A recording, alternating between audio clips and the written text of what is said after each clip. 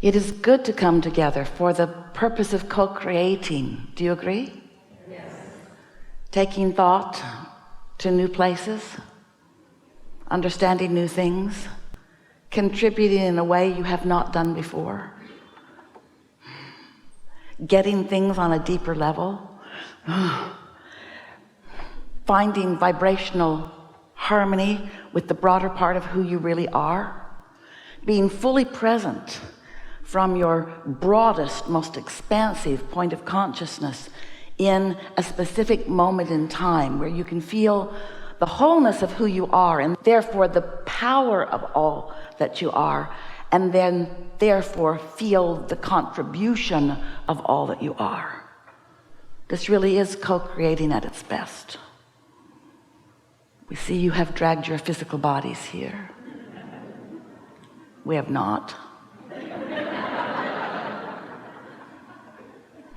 We are utilizing the willingness of Esther for words and focus, but not just Esther. Many of you are receiving. Sometimes we'll find you and you'll come here, and together we will take thought further than it has been before, and you'll feel a clarity within you that feels new to you, or newer, or more focused. Those are those moments of extreme alignment. That's when you're in your full power. When you are in any moment in time focusing your consciousness in a way with no resistance. There's a power in that, and we don't speak the word power to make you feel powerful over something. We speak that word power to help you to feel the fullness of universal forces focused through you and the delicious nature of such a moment in time. In other words, empowerment is you not getting in your own way.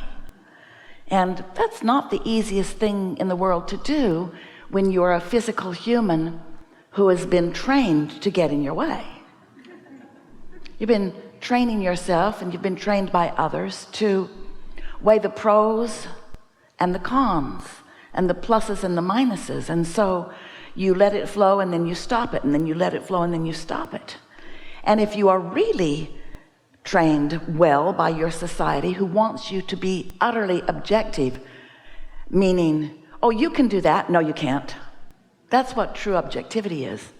These are all of the reasons why you can succeed, and these are all of the reasons why you can't. That's objectivity. People don't want to admit it that way because they think they're just being balanced. We think you're pinching yourself off unnecessarily. So we like to talk about the power of non-resisted thought, which you, dear hearts, don't know that much about, because you don't get very far down a thought path before you contradict your own thought with your objectivity, or with your lazy gaze, with your unwillingness to stay focused upon what you want for sort of silly reasons, like I might be misunderstood, or someone else might not like the way that looks, or I've never been in this place before and I don't know what to expect, so I think I'll just expect negative things. And so we want to play with you here today. We'll talk about anything that you want to talk about, but one of the things that will be most helpful as we play with you, as you come one by one, is we want to help you reduce the resistance in each thought that you're offering. Now, sometimes you don't have resistance in a thought, and those subjects in which you don't have much resistance, for the most part, you also don't care that much about. That's why you have less resistance. The more you want something, the more you've been thinking about it, and the more you've been thinking about it, the more resistance you have likely added to it. Because you think, oh, we love you so much. You think that it's struggle and attention and effort and sacrifice that make things happen. And we say it's attention that makes things happen, and the struggle and the sacrifice slow them down. So it doesn't matter how you got to the place of associating success with hardship. Doesn't matter how you got there. Just get over it. Path of least resistance means I, in this moment in my human body, am allowing the resources of the universe to flow through me and to me for the attraction and creation of things that matter to me. And that is allowing universal energy, universal forces. It would be like, this is a scanty analogy, but when you get into your automobile to move from one place to another, you don't feel obligated or required. You have no urge at all to become part of the engine. Here's your seat. No, I'm going to get under the hood. Why? I'm going to do my part. I'm going to pull with the belts, and I'm going to pistonize the pistons. You don't even have pistons anymore, but I'm going to inject the fuel. You don't have those either. I'm going to computerize the computer. You don't have any urge to be part of that engine system. You just let it do its part while you do your part, which is pointing where you want to go. And you do choose the speed with which you go, and you do choose your route a bit, but you're not part of the effort of the vehicle. You're leaving that effort factor to the engine. You're leaving that effort factor to the engineer that created the engine. And maybe you're the engineer that created the engine, in which case we apologize for everything we just said. But you get the point. You are a pointer. You are a decider and a pointer and an allower. Now, that doesn't set very well with many of you, because you've been trained to be an efforter and a struggler and a sufferer, a hard worker an earner of what you get. In other words, you're not supposed to just allow things to flow to you, because in a world of other humans, how do you stand out as one who's most blessed if you're not struggling and sacrificing and dripping with sweat? And we say, you got to get over that, because in every moment that you are trying to earn your worthiness, you're struggling and not letting the worthiness that is flowing to you in. You are source energy in this physical body, and you were before you got here.